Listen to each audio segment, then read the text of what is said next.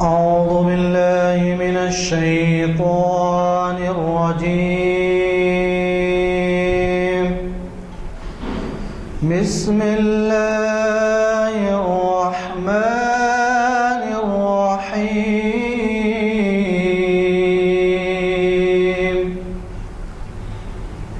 إذا زلزلت الأرض زلزالها وأخرجت الأرض أثقالها وقال الإنسان ما لها يومئذ تحدث أخبارها بأن ربك أوحى لها يومئذ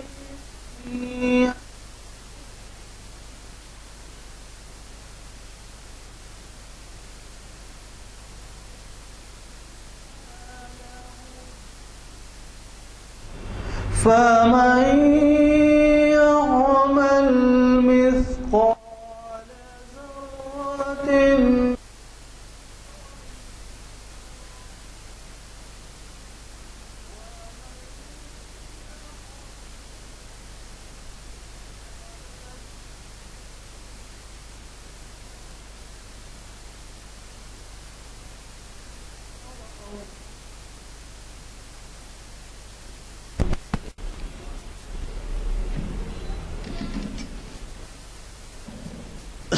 السلام علیکم حضرات، جیسے کہ آپ واقف ہیں، ہم جامعہ مسجد گن فاؤنڈری کے کانفرنس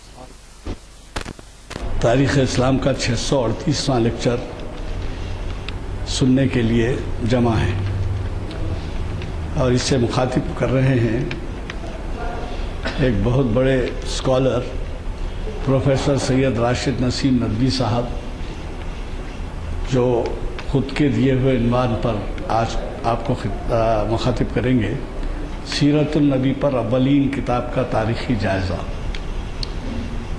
اب وہ سیرت النبی کے بارے میں کچھ زیادہ اس وجہ سے میں نہیں کہتا کہ عالم بیٹھے ہیں اور میرا کچھ بھی لفظ کشائی بھی مشکل ہے، تو میں چاہوں گا کہ آپ نہ صرف یہ کہ ان کے مشورے سے استفادہ کریں، بلکہ سیرت النبی کی جو مکتوب ہے، جو کتابیں ہیں، جو تحریرات ہیں، ان سب کا گہرا مطالعہ کریں، کیونکہ آپ کو مختلف کتابوں میں سیرت کے مختلف پہلوؤں پر معلومات کا موقع رہے گا۔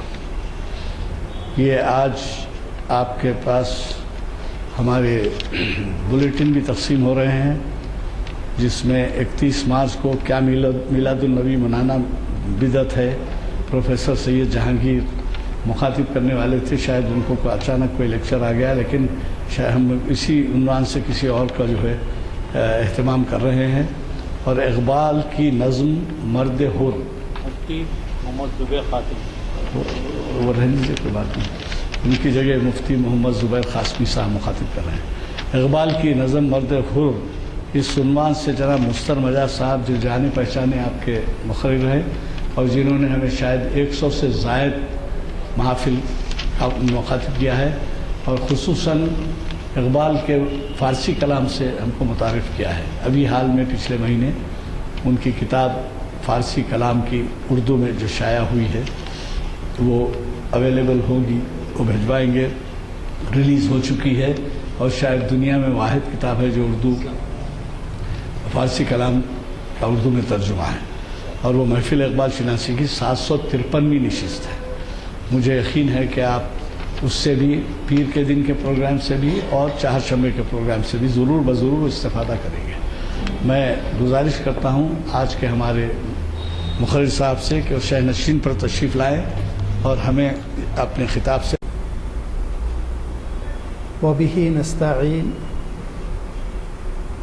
والصلاة والسلام على سيد المرسلين وعلى آله وأصحابه أجمعين أما بعد فقد قال الله تبارك وتعالى في القرآن المجيد والفرقان الحميد أعوذ بالله من الشيطان الرجيم بسم الله الرحمن الرحيم والضحى والليل إذا سجى ما ودعك ربك وما قلى وللآخرة خير لك من الأولى ولسوف يعطيك ربك فترضى ألم يجدك يتيما فآوى ووجدك ضالا فهدى ووجدك عائلا فأغنى فأما اليتيم فلا تقهر وأما السائل فلا تنهر وأما بنعمة ربك فحدث صدق اللہ العظیم۔ بزرگوں اور دوستو، جیسے کہ ابھی میرے موضوع کے سلسلے میں بتایا گیا کہ آج مجھے آپ کی اس محفل سے سیرت النبی صلی اللہ علیہ وسلم پر اولین کتاب کا تاریخی جائزہ لینا ہے۔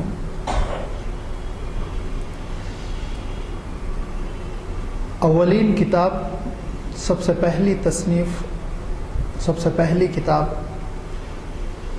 جو آج روئے زمین پر آپ صلی اللہ علیہ وسلم کی حیات طیبہ کے سلسلے میں اویلیبل ہے، دستیاب ہے،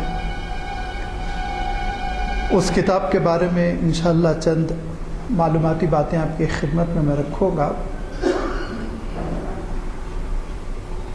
لیکن اس سے پہلے میں سورۃ الضحیٰ جس کی آج تلاوت کی گئی اس کی ترجمانی کرنا چاہوں گا کہ اللہ تعالیٰ نے ارشاد فرمایا والضحیٰ، چاشت کا وقت گواہ ہے، واللیل اذا سجا، اور چھا جانے والی رات بھی گواہ ہے کہ اے محمد صلی اللہ علیہ وسلم ما ودعک ربک وما قلی، نہ آپ کے پروردگار نے آپ کو چھوڑ دیا اور نہ ہی وہ آپ سے بیزار ہوا۔ وَلَلْآخِرَةُ خَيْرٌ لَكَ مِنَ الْأُولَى، اور ہر آنے والا دن پچھلے دن سے آپ کا بہتر ہوگا، خیر ہوگا۔ لہذا آپ دیکھیں گے کہ آپ صلی اللہ علیہ وسلم نے اللہ کے حکم سے جب اپنی رسالت اور نبوت کا اعلان فرمایا مکہ مکرمہ میں، جبکہ آپ اپنی عمر شریف کے 40ویں مرحلے میں پہنچ چکے تھے، تو اس موقع پر شروع میں جن لوگوں نے آپ صلی اللہ علیہ وسلم کی دعوت قبول کی، گھر میں حضرت خدیجہ الکبریٰ رضی اللہ تعالی عنہ تھی، دوست احباب میں حضرت ابوبکر صدیق رضی اللہ تعالیٰ عنہ، نوجوانوں میں حضرت علی رضی اللہ تعالیٰ عنہ، یہ 3 لوگوں کا مختصر سا قافلہ آپ صلی اللہ علیہ وسلم کی اطاعت کرتے ہوئے آگے بڑھا۔ لیکن ہر دن استعداد میں اضافہ ہوا، اور ایک دن وہ بھی تھا جس کو آسمان کی آنکھوں نے دیکھا کہ میدان عرفات میں اللہ کے رسول صلی اللہ علیہ وسلم کے چاہنے والے اور آپ صلی اللہ علیہ وسلم کے پروانے تقریباً 1.25 لاکھ سے زیادہ جمع تھے۔ حجۃ الوداع کا موقع تھا اور آپ صلی اللہ علیہ وسلم اپنی تبلیغ کی، دین پہنچا دینے کی گواہی لے رہے تھے۔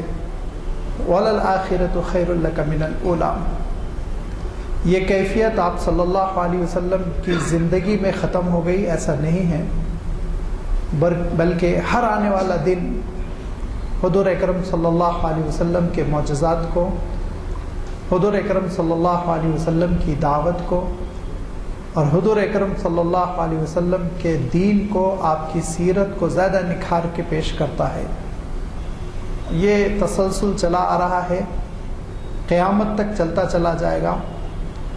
عجیب و غریب آپ صلی اللہ علیہ وسلم کی سیرت پر کتابیں لکھی جا رہی ہیں، ہر زمانے میں لکھی جا رہی ہے، ہر کتاب کے سلسلے میں لوگوں نے یہ سمجھا کہ شاید یہ حرف اخیر ہو، سب سے عمدہ کتاب ہو، 7 جلدوں میں آ گئی، 8 جلدوں میں آ گئی، مگر آنے والے وقت نے بتایا کہ نہیں، اس سے اچھی خدمت بھی انجام دی جا سکتی ہے، لہذا اس سے کہیں اور اچھی، کہیں اور جامع، کہیں اور مدلل کتاب پھر منظر عام پر آئی، اور یہ سلسلہ جاری ہے، اور اس کے کچھ اسباب ہے جس کا میں آخر میں انشاءاللہ اشارہ کروں گا، اور اس سے پہلے بھی اس پر میں گفتگو کر چکا ہوں۔ حضور اکرم صلی اللہ علیہ وسلم کو چلتا پھرتا، اٹھتا بیٹھتا، کھاتا پیتا صحابہ نے خود اپنی آنکھوں سے دیکھا تھا، لہذا صحابہ کو یہ بہت بڑی نعمت ملی ہوئی تھی، اور ان کی پیروی کے لیے، اطاعت کے لیے یہ آسان بھی تھا کہ خود انہوں نے مشاہدہ کیا تھا۔ لیکن صحابہ کے بعد جو نسل آئی تابعین کی، تو ان کے لیے پھر ایک واسطہ تھا، اور وہ واسطہ صحابہ کے ذریعے سے وہ حضور اکرم صلی اللہ علیہ وسلم کی زندگی معلوم کرتے تھے۔ تابعین کے بعد تبع تابعین، تو واسطے بڑھ گئے، 2 واسطوں سے ان کو آپ صلی اللہ علیہ وسلم کی سیرت پہنچنے لگی، اور لازمی بات ہے اب یہ واسطے بڑھتے جا رہے تھے، اسی لیے آپ صلی اللہ علیہ وسلم کی حیات طیبہ اور آپ صلی اللہ علیہ وسلم کی زندگی اور سیرت مدون کرنا ضروری تھا۔ عربی میں لفظ سیرت کے معنی ہیں سارا یسیرو، چلنے کو کہتے ہیں، سیرت چلنے کے انداز کو، یعنی ہم اس کو اردو میں ایک حد تک کردار سے ترجمہ کر سکتے ہیں، چلنے پھرنے کا انداز، لیکن بعد میں اس لفظ نے وسعتیں حاصل کر لی اور اس کا استعمال ایک اصطلاح کے طور پر ہونے لگا، اور سیرت سے مفہوم پوری زندگی لی جانے لگی۔ اور آپ جانتے ہیں سیرت و سوانح یہ لفظ اردو میں بھی آ گیا، اور عربی ہی سے یہ لفظ اردو میں آیا ہے، اس کے معنی ہوتے ہیں پوری زندگی۔ سیرت النبی کے معنی ہوتے ہیں آپ صلی اللہ علیہ وسلم کی حیات طیبہ، آپ صلی اللہ علیہ وسلم کی زندگی، لہذا آپ صلی اللہ علیہ وسلم کی حیات طیبہ جو امت کے لیے اسوہ حسنہ ہے، اس کی حفاظت ضروری تھی، اللہ تعالیٰ نے اس کا انتظام کیا، اور خدائی منصوبہ بندی دیکھیے، اللہ تعالیٰ کا جو منصوبہ ہوتا ہے، مشیت الہی جس کو ہم کہتے ہیں، اس کو آپ دیکھیں تدبیر الہی کو، تو ایمان تازہ ہوگا کہ حضرت ابوبکر صدیق رضی اللہ تعالیٰ عنہ کا زمانہ ہے، اور 13واں سال ہے ہجرت کا، کہ ایک جنگ ہوتی ہے، حضرت خالد بن ولید رضی اللہ تعالیٰ عنہ کو بصرہ کے محاذ پر بھیجا جاتا ہے، عراق کی طرف حضرت خالد روانہ ہوئے، قریب میں، بصرہ کے قریب میں عین التمر نامی ایک علاقہ تھا، جو بستی عیسائیوں کی بستی تھی، وہاں حضرت خالد بن ولید نے ایک عجیب و غریب بات دیکھی، انہوں نے دیکھا کہ گرجا گھر ہے، چرچ، کلیسا، اور اس میں کچھ بچے ہیں جو گروی رکھا دیے گئے ہیں۔ حیدرآباد میں گروی کا مفہوم بہت ہی معروف ہے، یہاں خواتین جہاں پریشان ہو جاتی ہیں اپنا زیور، کبھی کبھی گھر کے برتن کسی فائنانسر کے پاس لے جاتی ہیں، گروی رکھا دیتی ہیں، معلوم یہ ہوا 20,000 کا زیور ہے، 4,000 روپے لے کر آئیں، سود نہیں بھر سکیں، 3 4 5 سال بعد زیور غائب ہو گیا، اس سے ہاتھ دھو لیا۔ ان حالات سے تو آپ نے لوگوں کو دوچار ہوتا ہوا سنا ہوگا، لیکن وہ زمانہ ایسا زمانہ تھا کہ اس میں بچوں کو بھی ماں باپ گروی رکھا دیا کرتے تھے۔ اور چرچ، عجیب و غریب بات ہے، تکلیف دہ بات ہے، لیکن تاریخی حقیقت ہے کہ کلیسا جو ہے وہ بچوں کو گروی لے کر ماں باپ کو کچھ پیسے دیا کرتا تھا، اور ان سے سود پر رقم مانگا کرتا تھا۔ 2-4 سال بعد جب ماں باپ سود نہیں بھر سکے، اصل رقم نہیں بھر سکے، تو پھر وہ بچہ جو ہے چرچ کا ہو جایا کرتا تھا۔ جیسے آج سامان فائنانسر کا ہو جاتا ہے، وہ حراج کر دیتا ہے، بیچ دیتا ہے، کھا جاتا ہے، کیا کرتا ہے پتہ نہیں، لیکن اس زمانے میں بچے چرچ کے ہو جایا کرتے تھے، اور ان بچوں کو چرچ پھر ننس بنایا کرتا تھا، راہب بنایا کرتا تھا۔ اور اپنے مذہب کی تعلیمات کی ترویج کے لیے، نشر و اشاعت کے لیے ان کو استعمال کیا کرتا تھا۔ کتنا افسوسناک تھا کلیسا کا نظام جس سے اللہ کے رسول صلی اللہ علیہ وسلم نے پوری انسانیت کو نجات دی۔ ایک بات۔ دوسری بات، جب مذہب، دین روح کھو دیتا ہے تو یہ حشر ہوتا ہے۔ بے روح کے مذہب کو چلانے کے لیے کیسی کیسی تدبیریں کرنی پڑتی ہیں، ہم ذرا غور کریں، سوچا نہیں جا سکتا۔ لیکن آج بھی تیسری بات یہ بھی ہے کہ آج بھی چرچ میں جو بچوں کے اسکینڈلز ہوتے ہیں وہ ناقابل بیان ہیں، کسی مہذب محفل میں اس کا بیان کرنا مشکل ہے۔ آج بھی غریب بچوں کو تربیت کے لیے جو لے جایا جاتا ہے اور اس کے بعد ان کو جو ایکسپلائٹ کیا جاتا ہے وہ آپ انہی کی کتابوں سے پڑھ لیجئے، انہی کے ویب سائٹس پہ جا کے چیک کر لیجئے، اور بار بار پوپ صاحب اس کی معذرت کرتے ہیں، معافی مانگتے ہیں، لیکن اصلاح نہیں کر پاتے، ان کی چلتی نہیں ہے۔ یہ ہے مذہب جب روح کھو دیتا ہے، جان نہیں رہ جاتی، تو مثنوی پیروں پر چلنے کے لیے یہ حرکتیں ہوتی ہیں۔ تو ان بچوں میں جو چرچ میں گروی رکھے ہوئے تھے حضرت خالد بن ولید بہت حیران ہو گئے، یہ بھی ہو سکتا ہے۔ فوراً ہی ان بچوں کو لے لیا اپنے کنٹرول میں اور ایک چھوٹے سے دستے کے ساتھ ان کو مدینہ منورہ بھیج دیا امیر المؤمنین حضرت ابوبکر صدیق کے پاس۔ تو حضرت ابوبکر صدیق رضی اللہ تعالیٰ عنہ نے سب کو آزاد کر دیا اور کہا تم جہاں بسنا چاہو بس سکتے ہو، تمہارا خرچہ بیت المال دے گا۔ انہی میں ایک لڑکا تھا جس کا نام یا تو یسار تھا یا خیار تھا، تاریخ میں اختلاف ہے، یا تو اس لڑکے کا نام یسار تھا یا خیار تھا۔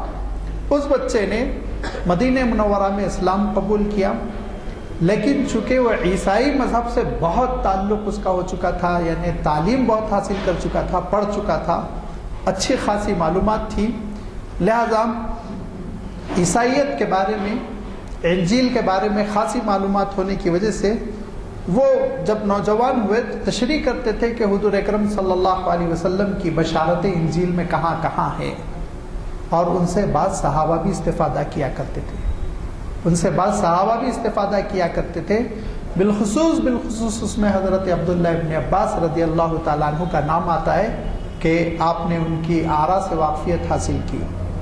پھر یسار کی شادی ہوئی، ان کا نکاح ہوا اور ان کو ایک بیٹا تولد ہوا۔ اس بیٹے کا نام انہوں نے اسحاق رکھا، اور اسحاق پروان چڑھے اور نوجوان ہوئے اور اپنے والد کے علوم کے جانشین بھی بنے۔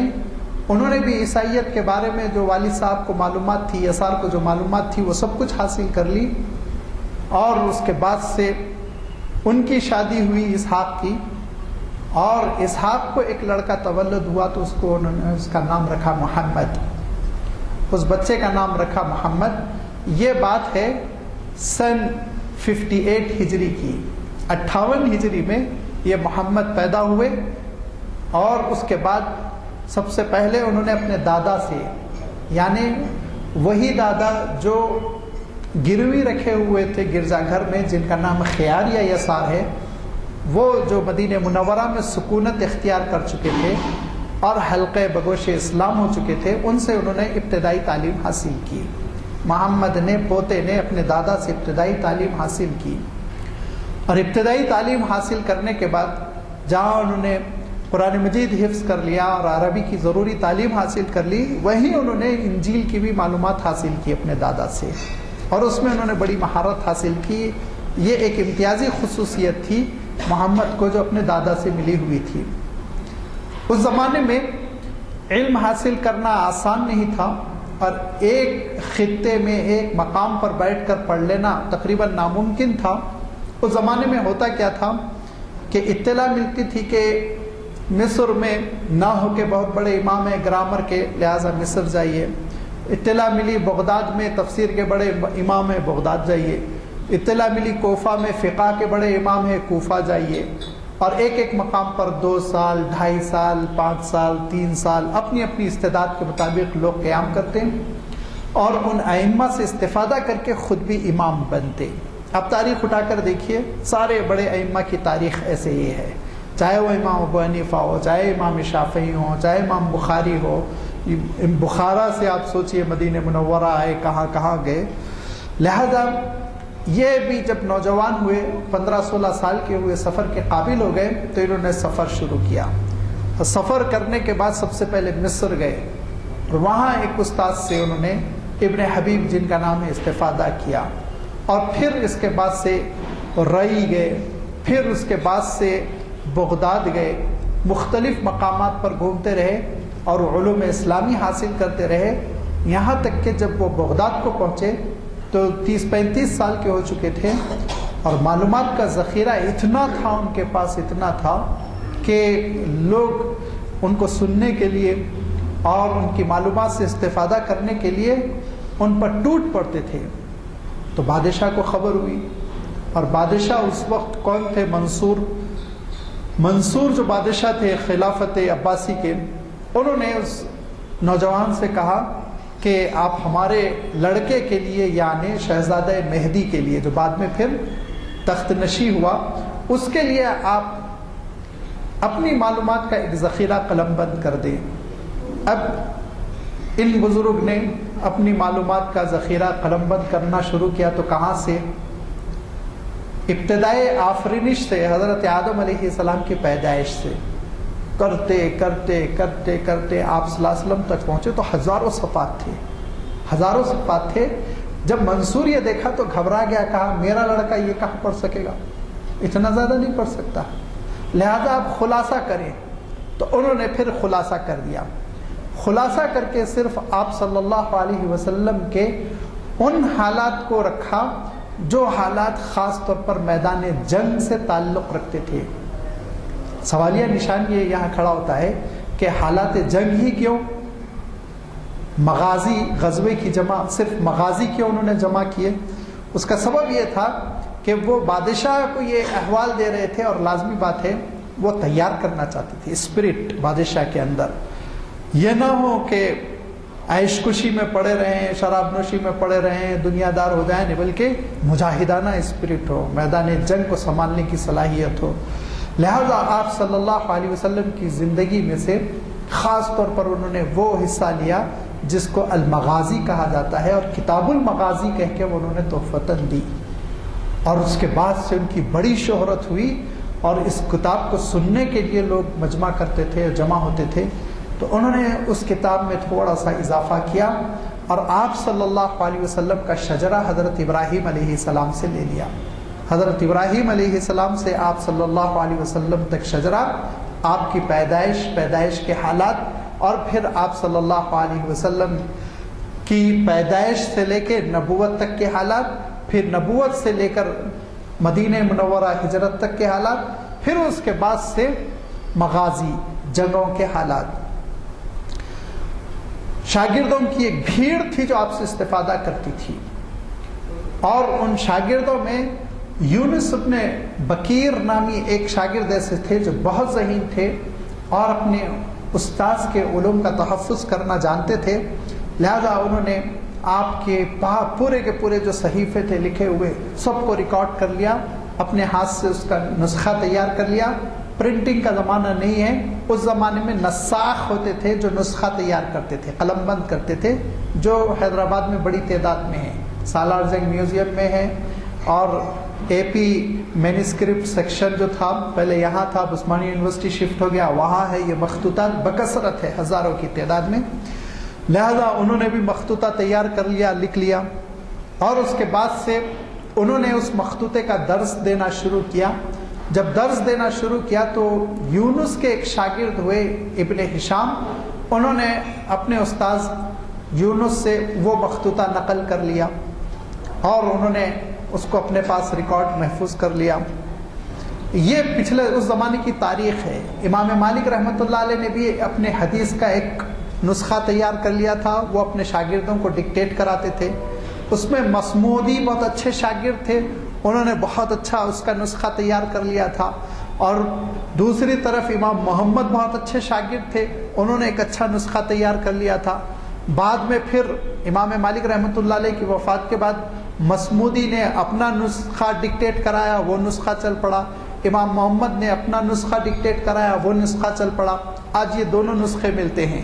موطا امام مالک بروایت مسمودی اور موطا امام مالک بروایت امام محمد، لیکن اس کو موطا امام محمد کہا جاتا ہے. یہ پرنٹڈ ہے، اویلیبل ہے، عربی میں ہے. بہت اہم کتاب ہے موطا امام مالک، تو بہت ہی ماسٹر پیس ہے. امام شافعی رحمۃ اللہ علیہ اس کے بارے میں کہتے تھے کہ اصح الکتاب بعد کتاب اللہ، کہ موطا امام مالک وہ آسمانی کتابوں کے بعد سب سے صحیح ترین کتاب، اللہ کی کتاب کے بعد سب سے صحیح ترین کتاب. تو شاگردوں کو ڈکٹیٹ کرتے تھے، اور شاگرد اپنے شاگرد کو، اور ہر ایک جو ہے نسخہ تیار کر لیتا تھا. یہ جو نسخہ یونس نے تیار کیا تھا، اور حضرت یونس سے پھر حضرت ابن ہشام نے تیار کیا تھا، اس کو پھر بہت مقبولیت ملی.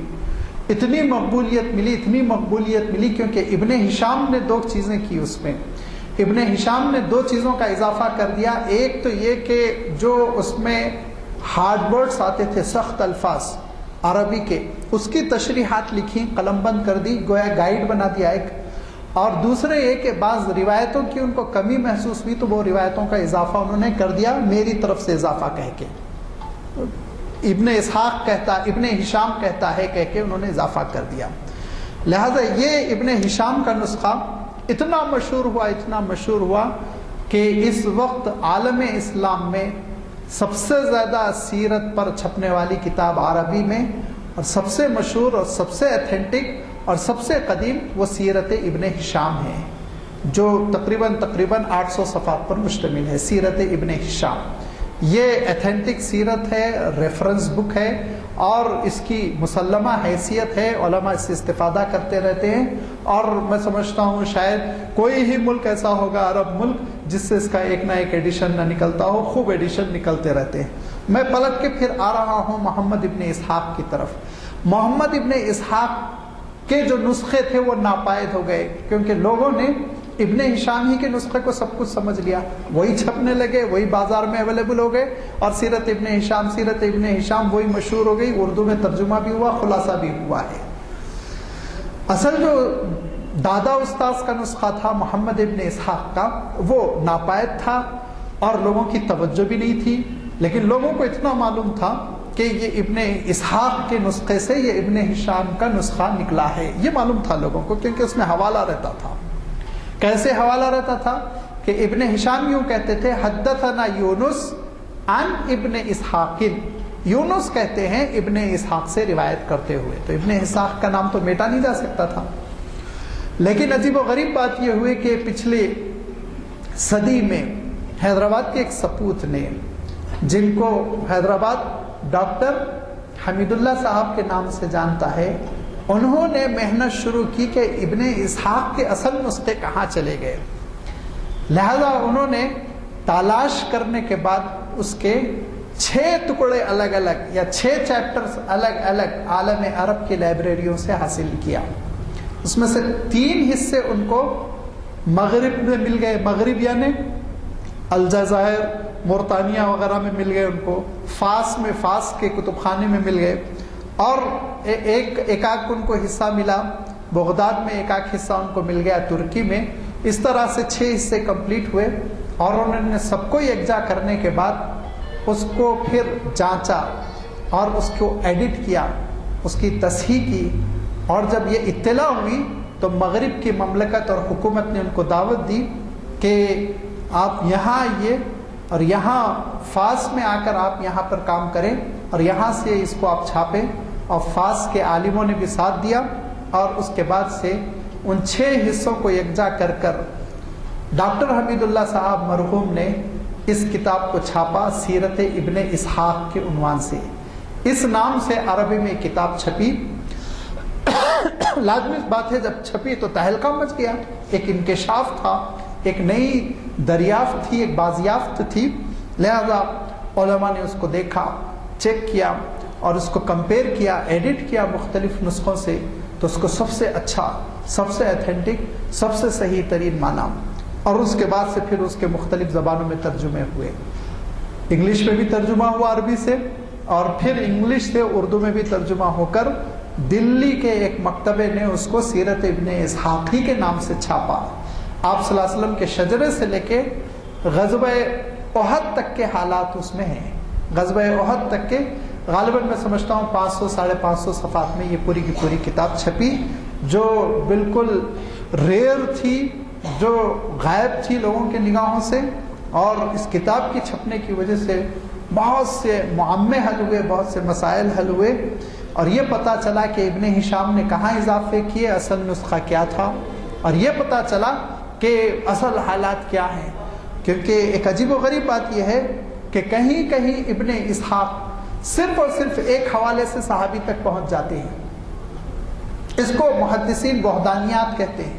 وحدانیات کی بہت اہمیت ہوتی ہے، بہت بڑی اہمیت ہوتی ہے، یعنی واسطے کم ہونا چاہیے، راوی کم ہونا چاہیے۔ تو آپ سوچئے کہ ایک واسطے کے بعد اگر امام ابن شہاب زہری کے بعد اگر امام حضرت ابو ہریرہ تک پہنچ جائیں، حضرت عبداللہ ابن مسعود تک پہنچ جائے، حضرت عبداللہ ابن عباس تک پہنچ جائے، تو کتنی اتھینٹک ہو جائے گی وہ کتاب۔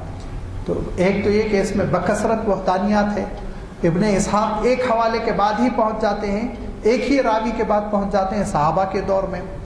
اور دوسرے یہ کہ ابن اسحاق بعض ایسی روایتیں کرتے ہیں جو روایتیں کہیں نہیں ملتی، سیرت کی کسی کتابوں میں نہیں ملتی۔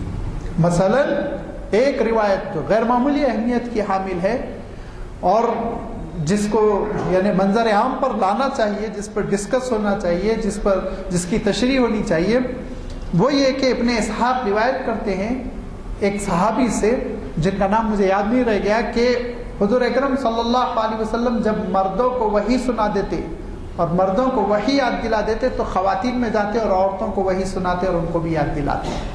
ایک نیا باب کھلتا ہے یہ علم کا اس سے، کہ آپ صلی اللہ علیہ وسلم خواتین پر بھی اتنی توجہ دیتے تھے اور ان کو بھی آپ صلی اللہ علیہ وسلم وحی الہی سناتے تھے۔ لہذا اس طرح سے اس کتاب کی بڑی زبردست اہمیت ہے جو ابن اسحاق کے عنوان سے ہے، اور ان کا مقام، ابن اسحاق کا مقام اتنا اونچا، اتنا بلند تھا کہ ان کی تعریف کرتے ہوئے ائمہ بہت کچھ بیان کرتے ہیں، لیکن آپ ان کے مقام کا اندازہ اس بات سے کر سکتے ہیں کہ امام بخاری نے بھی ان سے یعنی ان کے سلسلے سے روایتیں کی، امام مسلم نے ان کے سلسلے سے روایتیں کی، امام ترمذی نے ان کے سلسلے سے، امام ابن ماجہ، امام نسائی، تو یہ جو بڑے بڑے محدثین ہیں، صحاح کے مؤلفین، وہ سب ان کو اپنے رجال میں سے، اپنے راویوں میں سے ان کو شمار کرتے ہیں۔ اس سے آپ اندازہ کر سکتے ہیں کہ کتنے عالی مقام امام تھے، اور انہوں نے کتنا بڑا امت پر احسان کیا کہ آپ صلی اللہ علیہ وسلم کی سیرت کو یکجا اور مرتب انداز میں، مدون انداز میں انہوں نے پیش بھی کیا تو کس کو؟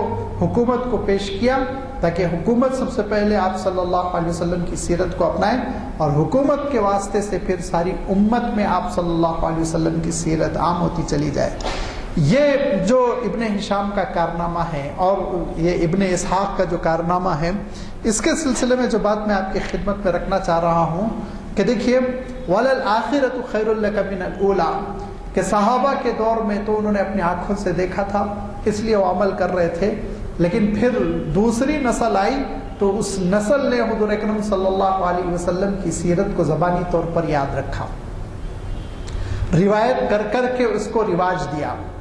اور تیسری نسل جو ابن اسحاق کی نسل ہے، اس میں اور بھی لوگ شامل ہیں، اور اس میں ایک اور بزرگ ہیں وہب ابن منبہ، ان کا بھی صحیفہ ڈاکٹر حمید اللہ نے ایڈٹ کر کے چھاپا۔ تو یہ تھرڈ جنریشن جو آئی تو انہوں نے اب لکھنا شروع کیا، قلم بند کرنا شروع کیا، اور اس کے بعد سے پھر چوتھی نسل جو ابن ہشام کی ہے، اس نسل نے ایڈٹ کرنا شروع کیا، نسخے تیار کرنے شروع کیے، بلاد اسلامیہ میں نسخوں کو عام کرنا شروع کیا۔ ہر آنے والی نسل نے پچھلی نسل کے کارناموں میں اضافہ کیا، گویا آپ صلی اللہ علیہ وسلم کی سیرت پچھلے زمانے کے مقابلے میں ہر آنے والے زمانے میں زیادہ نکھر کر آنے لگی، اور زیادہ ایتھینٹک انداز میں، زیادہ کھلے ہوئے انداز میں، زیادہ جامع انداز میں، زیادہ مدلل انداز میں مرتب ہونے لگی، یہاں تک کہ پھر دیکھتے دیکھتے ایک وقت آیا کہ سیرت پر کئی جلدوں میں کتابیں لکھی جانے لگی، اور حضور اکرم صلی اللہ علیہ وسلم کے پورے احوال پھر قلم بند ہونے لگے، اور آپ صلی اللہ علیہ وسلم کی فضیلتیں، آپ صلی اللہ علیہ وسلم کے معجزات، آپ صلی اللہ علیہ وسلم کے احسانات، ایک عنوان سے آپ صلی اللہ علیہ وسلم سے متعلقہ چیزیں وہ سب قلم بند ہونے لگی۔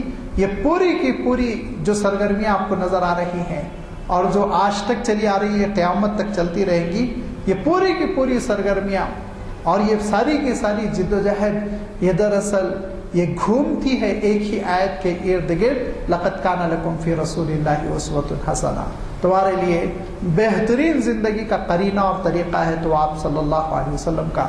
لازمی بات ہے جب انسانیت کے لیے آپ صلی اللہ علیہ وسلم قیامت تک کے لیے آئیڈیل ہے تو آپ صلی اللہ علیہ وسلم کی پوری پوری حیات ہمارے سامنے ہونی چاہیے۔ اب اسی لیے پوری حیات پیش کرنے کی کوششیں ہوتی رہی۔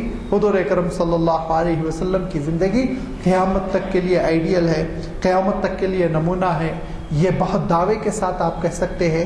اور بہت مختصر انداز میں اشارہ کرتے ہوئے اپنی بات ختم کرنا چاہتا ہوں کہ دیکھیے، انسان کے دو مسائل ہوتے ہیں، کچھ مسائل بنیادی ہوتے ہیں اور کچھ مسائل جزوی ہوتے ہیں۔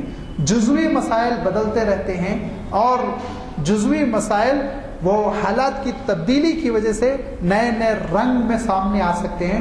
بنیادی مسائل وہ ہمیشہ وہی رہتے ہیں جو روز اول سے ہے۔ انہی بنیادی مسائل میں مثلا مثال کے طور پر انسان زندگی گزارتا ہے تو زندگی گزارنے میں دو طریقے ہو سکتے ہیں۔ ایک طریقہ ہوتا ہے حرص کا، طمع کا، لالچ کا، زیادتی کا، اور چاہیے، حل میں مزید، اکتفا نہیں کرنا چاہتا، ایک طریقہ یہ ہوتا ہے۔ اور ایک طریقہ کون سا ہوتا ہے؟ قناعت کا، اطمینان کا، رضا بالقضاء کا۔ اللہ کے رسول صلی اللہ علیہ وسلم نے اسوہ چھوڑا قناعت کا، اللہ کے رسول صلی اللہ علیہ وسلم نے پیغام دیا قناعت کا۔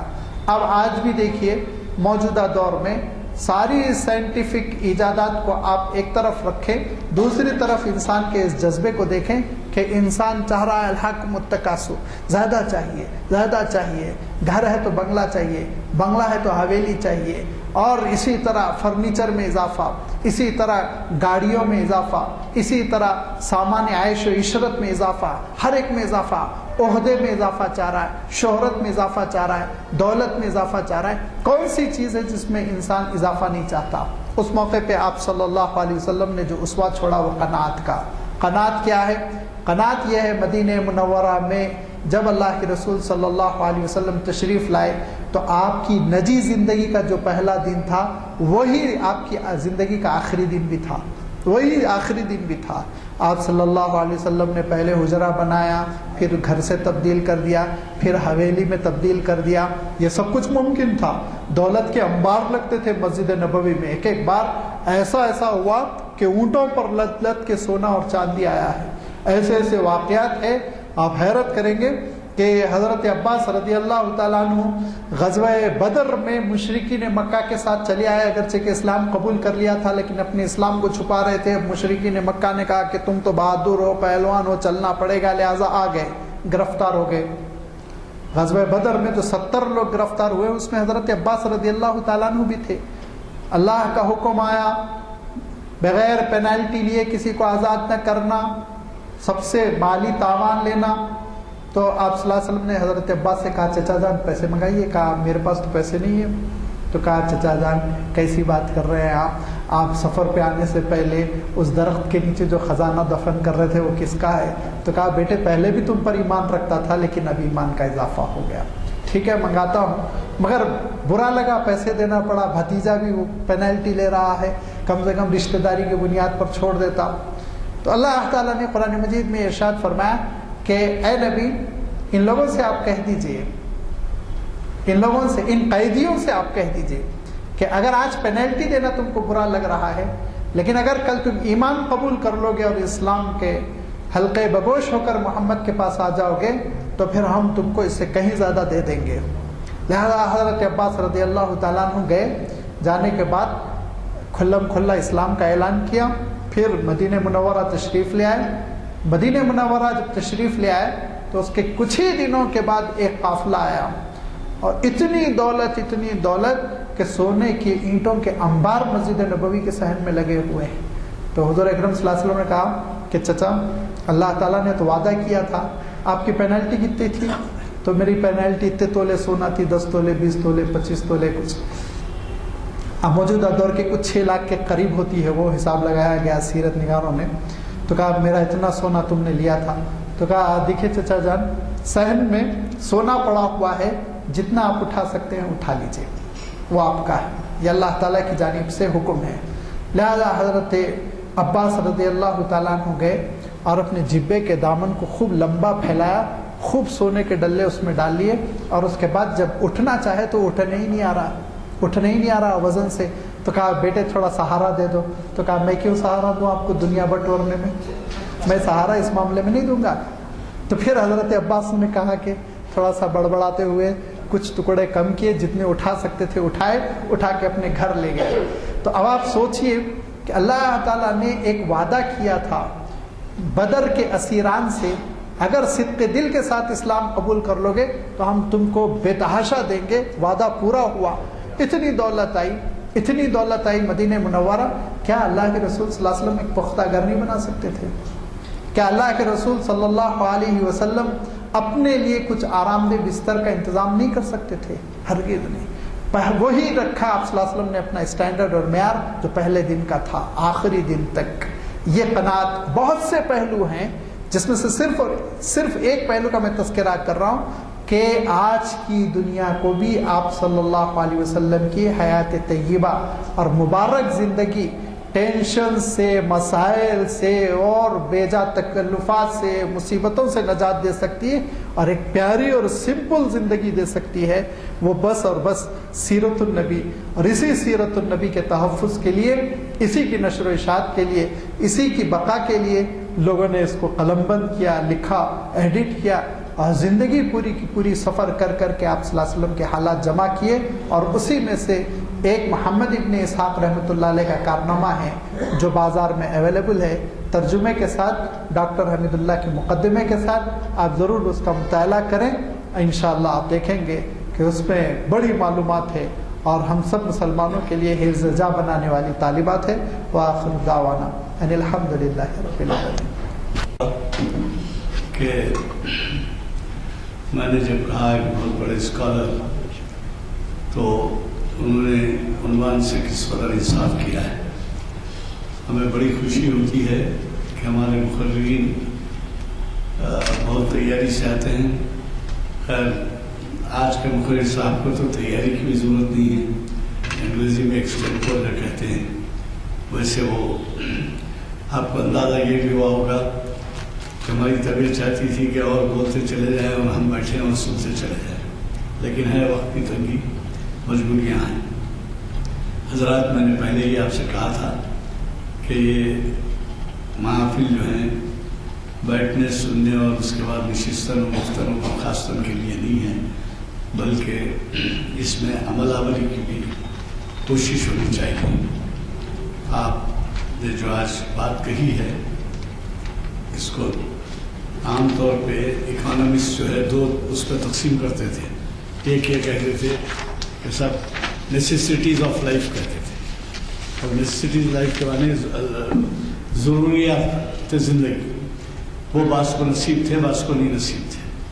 وہ ضروریات جا کے لگژریز میں تبدیل ہو گئے، اور وہ لگژریز میں تو پھر پوچھے ہی مت، آج میرے پاس موٹر سائیکل ہے تو موٹر ہونا، پھر موٹر میں فلاں موٹر ہے تو اس سے بڑی موٹر ہونا، اگر رہنے کے لیے چھوٹا مکان ہے تو بڑا مکان ہونا، اس کے بعد وہ مکان بلڈنگ ہونا، حویلی ہونا، کیا کیا نہیں ہونا، بس سب ابھی آپ نے سن لیا آپ کو۔ تو یہ نیسیسٹیز آف لائف کو جا کے لگژریز آف لائف میں کے خواب دیکھتے ہیں، اور ہم اس پہ عمل آوری کی طرف جاتے ہیں۔ ابھی آپ نے جو بتایا کہ ترقیات جو ہوئی ہیں، ایمانداری سے اگر ہم اپنا جائزہ لیں تو ان سیرت کی کتابوں میں جو اضافہ ہوا ہے وہ تو چھوڑیے، بنیادی سیرت کی کتابوں سے ہم نے کتنا استفادہ کیا ہے۔ اور آج کا عنوان آپ کو دعوت دیتا ہے کہ ابتدا میں جو کتاب، اب عنوان خود وہی ہے، تو کم از کم آپ اس سے تو واقفیت حاصل کیجئے کہ بنیاد کیا ہے۔ پھر اس کے بعد آپ نے جیسے فرمایا کہ مختلف پہلوؤں پہ مختلف علماء نے، مختلف بزرگوں نے روشنی ڈالی ہے، اور وہ ہمارے لیے بہت ہی مفید ہے، لیکن اس کے لیے وقت نکالنا ضروری ہے۔ اور سیرت کے مطالعے کے بغیر اگر ہم یہ دعویٰ کرتے ہیں کہ ہم سنت پہ عمل پیرا ہیں، تو میں سمجھتا ہوں کہ اس میں صحیح طور پہ بیان نہیں ہے، کیونکہ جب تک کہ آپ سیرت سے واقف نہ ہوں آپ کیمل عملی کی طرف راغب نہیں ہوں گے. دیکھا دیکھی اور یہ کرنا اور پھر یہ سنت کرنا وہ کرنا، پھر اس میں بھی اختلافات، پھر وہ اختلافات کے کبھی کسی کے فیصلے ماننا، کبھی کسی کے فیصلے ماننا، علماء میں بھی اختلافات ویسے. تو سیرت کی کتابوں کا مطالعہ بڑا ہی ضروری ہے. آپ نے آج کے مخرج صاحب نے ہماری توجہ دلائی ہے. پہلی کتاب کے بارے میں جو انہوں نے کہا ہے حضرت اسحاق کی، اس کے بارے میں بھی ہم کو سوچنا ہے، دیکھنا ہے، پڑھنا ہے، عمل کرنا ہے. اور اس کے بعد کے جو بھی ڈیولپمنٹس ہوئے ہیں، ڈاکٹر حمید اللہ ذرا برا مت مانیے اگر میں کچھ بات کہوں. یہ ایسے لوگ ہاتھ اٹھائیں جو جانتے ہیں ڈاکٹر حمید اللہ کہاں کے ہیں. ہاتھ اٹھائیے، حمید اللہ کہاں کے ہیں. اب آپ حمید اللہ صاحب بارے میں کچھ ایک دو لفظ سکت نہیں رکھ. آپ صلی اللہ علیہ وسلم کی حدیث کے ایک الفاظ ہیں کہ علماء امتی انبیاء و بنی اسرائیل، میری امت کے علماء بنی اسرائیل کے انبیاء کے مثل ہیں. یہ تاریخی حقیقت ڈاکٹر حمید اللہ صاحب پر صادق آتی ہے کہ یہ نوائد کا خاندان جو جنوبی ہند کا بہت ممتاز خاندان ہے، قریش کی ایک شاخ تھی جو ہجرت کر کے جنوبی ہند چلی آئی، نوائد کہتے ہیں اس کو. اسی کے یہ فرزند ارجمن تھے. اور ان کے بزرگوں میں مفتی سعید صاحب ایک ایسی لائبریری کے حامل تھے جو مکتبہ سعیدیہ کے نام سے حیدرآباد میں بڑی شہرت کے حامل تھی. ایک فساد میں اس کو جلا دیا گیا، باقی کتابیں آغا پورے میں کہیں لکھی ہیں. ڈاکٹر حمید اللہ صاحب حیدرآباد میں پیدا ہوئے، انہوں نے یہیں پہ تعلیم حاصل کی، یہیں پروان چڑھے اور عثمانیہ یونیورسٹی سے انہوں نے پوسٹ گریجویٹ کی ڈگری حاصل کی. پھر یہاں سے مغرب گئے اور وہاں پر انہوں نے لا کے اوپر ریسرچ کیا اور ڈاکٹریٹ کی ڈگری حاصل کی. اس کے بعد حیدرآباد میں عثمانیہ یونیورسٹی میں پروفیسر ہی تھے کہ ایک اہم معاملے میں آپ کو سفارت دی گئی اور یورپ جا رہے تھے آپ کہ اچانک آپ کو معلوم ہوا کہ انضمام عمل میں آ گیا. اتنے دل برداشتہ ہوئے کہ پھر آپ نے پیرس ہی میں قیام کر لیا حیدرآباد کے پاسپورٹ کے ساتھ. تنہا حیدرآباد کا ایک پاسپورٹ ان کے پاس رہ گیا تھا ان کی وفات تک. انہوں نے پیرس یعنی وہاں کا پاسپورٹ بھی نہیں، فرانس کا پاسپورٹ بھی نہیں بنایا، حیدرآبادی پاسپورٹ پہ اپنا کام کراتے رہے.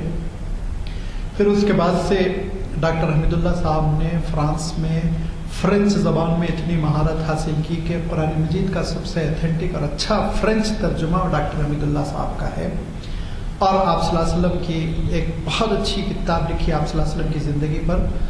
وہ کتاب انگلش میں اور انگلش سے اردو میں ترجمہ ہو کے آج بازار میں آ چکی ہے. 20 کتابوں کے مصنف، بہت بڑے محقق اور بہت سے تحقیقی انہوں نے کام کیے. اتنے کام ہیں ان کے تحقیقی، اتنے کام ہیں کہ عثمانیہ یونیورسٹی نے 3 دن کا سیمینار کروایا تو ان کے کاموں کا احاطہ نہیں ہو سکا. اب 3 منٹ میں مجھ سے زیادہ کیا بیان کر سکتا ہوں. مشکور ہوں کہ آپ نے میری اس سے دعا قبول کی. تو اب آپ کو اندازہ ہوا ہوگا کہ ہم کتنے جو ہے توجہ کر رہے ہیں پڑھنے لکھنے کی طرف. جی سر، ہاں بولیے. سیرت ابن اسحاق کو عربی میں ایڈٹ کیا سب سے پہلے، پھر اس کے بعد سے اس کے ترجمے ہوئے. سب سے پہلے عربی میں اور عرب ملک سے شائع ہوئے. یہ اردو میں اویلیبل ہے؟ اردو میں ہے اویلیبل. اردو کا جو ترجمہ ہے وہ اویلیبل ہے حیدرآباد میں. میں کوئی مکتبے کا خاص طور پہ نام نہیں جانتا ہوں لیکن حیدرآباد میں ہے. صاحب اردو ہال سے کتاب وصول ہوئی ہے خالد سعید صاحب کی، کھیل کہاوت. کتاب کے دام ہے 80 روپے، لیکن ڈسکاؤنٹ کے بعد 64 روپے میں ہے. 3 کتابیں انہوں نے بھیجوائی ہیں. اگر آپ کو لینا ہے تو لیجیے، ہمت افزائی ہوتی ہے تحریر یعنی کتاب لکھنے والے کی. اور جیسے میں نے کہا ہے ہمارے اگلے محافل کا ایک تجزیہ آیا ہے ہماری زبان میں. اس کا ایک جز پڑھ کے سنا دیتا ہوں. ذرا آپ جو صحابی لینا چاہیں بعض لے چکے ہیں، صرف ایک پڑھ کے سنا دیتا ہوں تھوڑا سا. حیدرآباد میں ایک مسجد ہے، اس میں بپابندی علامہ اقبال پر 7 روزہ جلسے منعقد ہوتے ہیں. مجھے بھی کئی دفعہ ان جلسوں میں شریک ہونے کا موقع ملا ہے۔ ان جلسوں میں علامہ اقبال کی شخصیت اور فن پر عالمانہ مضامین پڑھے جاتے ہیں۔ میرا خیال ہے کہ ہندوستان میں شاید ہی کوئی ایسا ادارہ ہو جہاں علامہ اقبال پر اتنی پابندی سے جلسے منعقد ہوتے ہیں۔ ان جلسوں کی کارروائی ہندوستان کے بیشتر اخباروں میں شائع ہوتی ہے۔ انہوں نے یہ نہیں لکھا کہ یہ ویب سائٹ پر بھی دنیا بھر میں دیکھی جاتی ہے۔ یہ میں باہر تھا، میرے واپسی پر 1.5-2 مہینے کے بعد ہمارے رحیم خان صاحب نے مجھے بھجوایا۔ یہ ہماری زبان میں ڈاکٹر خلیق انجم، جو اب نائب صدر ہیں انجمن ترقی کے، اور اس کے علاوہ اردو یونیورسٹی علی گڑھ کے وائس چانسلر بھی رہے ہیں، ان کا خطاب۔ تو ایسے پرچے ہیں کہ آپ کس چیز کو نہیں ملے ہیں۔ دیکھیے شبیر صاحب جو لینا چاہیں ان کو دیجیے، جن کے پاس پہنچ چکے ہیں۔ سبحان اللہ العظیم، اشہد ان لا الہ الا انت، نستغفرک ونتوب الیک۔